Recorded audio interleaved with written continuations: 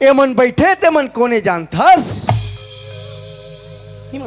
यही मन तो दुर्गा है, यही मन तो काली है, यही मन तो सरस्वती है, यही मन तो लक्ष्मी है। अच्छा मतलब तोर के एक मतलब अब समझ गए मोर भाई, मतलब मानवे ता सही बात है यार। घर के पैसा बचाते ना, पैसा बचाते तो एमन लक्ष्मी के समान, लक्ष्मी के समान यार।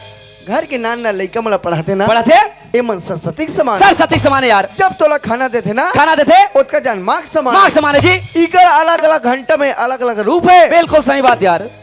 साले दिन भर डौकी के समान नहीं हो वाह! तो चिढ़ा चिढ़ा चड्डील कांचे पर आ। चुप!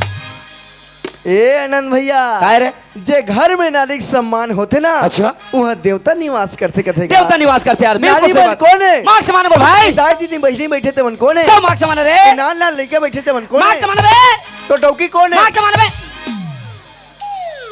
कांदा उधर आओ। चुप!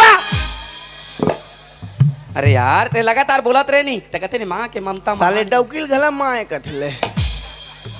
डौकील माँ कभी नहीं दीवान ला पलंग ला उठाइयो तो मुड़ी में कचार दे। अरे ते लगातार बोलत रहे ना बिन हाड़क जी पे फिसल के यार। तो लड़का मला पिया हम नंबर नहीं के हजार। चुप!